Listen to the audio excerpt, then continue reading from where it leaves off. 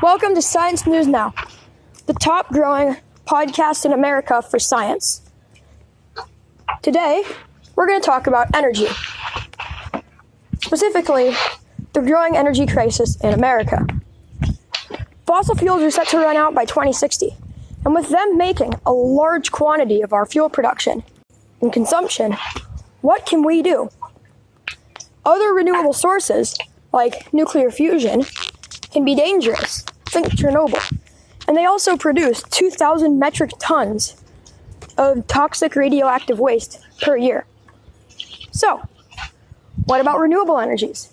What about solar and wind power? Well, solar and wind both cost extremely high amounts of money to create, produce, and install, especially for turbines that have to go up like 100 feet before they can begin to generate power. So, they're also incredibly temperamental, which means that it can be very hard to make sure that you're generating good amounts of power. Your power supply will fluctuate depending on the weather. And they're incredibly inefficient, with the best solar panels only capturing 15% of solar energy and wind panels topping out at around 25 to 30%.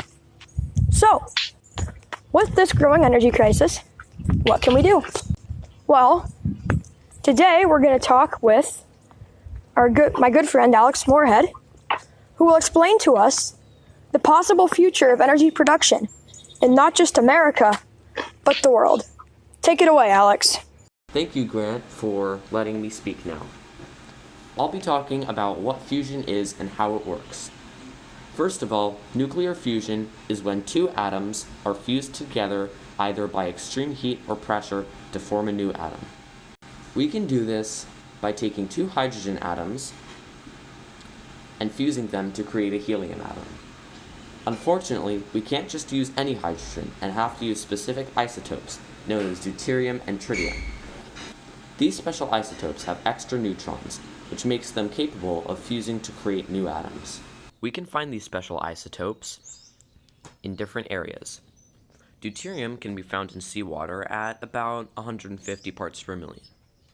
Unfortunately, tritium is extremely rare and radioactive, and there are only a few kilograms of it left in the world. We can substitute tritium for helium-3, which is also unfortunately rare and radioactive. Thankfully, helium-3 may have large buildups on the moon, mainly caused by solar wind. If we mine it from the moon, we can ship it back to Earth and use it as fuel for fusion reactors. I'd say that's a good excuse for a moon base.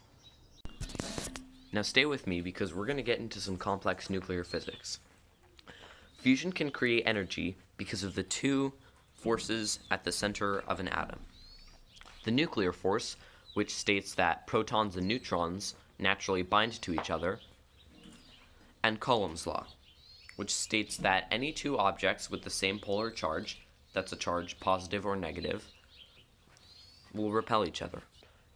In a nuclei, the nuclear force is greater than Coulomb's law, and this is because the neutrons space out the protons. Therefore, the protons can't repel each other. But when nuclear fusion occurs, we have two protons that come together to create a heavier element.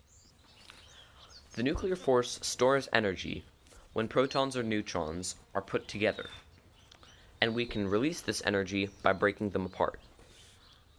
As you can see in the model, when nuclear fusion occurs, a proton actually breaks off and forms a separate hydrogen atom. We are able to extract this energy of the proton breaking off and use it for our own means. And it's not just a theory. Fusion has been proven to be possible, and experiments done by the US and other nations, as well as in mathematical papers published by many countries, since the early 1900s.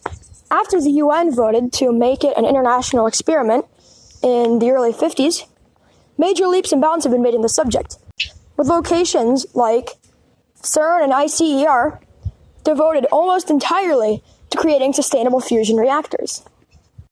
Now that we know about the history of fusion, we'll now talk about why it's the best energy source that we know of. Fusion is efficient. It's 3 times more efficient than solar and 2 times more efficient than wind. It's also safe. If the reaction stops, the gases cool down, and the entire reactor doesn't melt down catastrophically. Fusion also produces no waste and is not reliant on any other natural occurrences such as the sun, wind, or deposits of natural gases. Alex, thank you for your time. So, to conclude, most modern energy sources are flawed in one way or another, but nuclear fusion promises to solve most of our issues once a sustainable reactor is developed.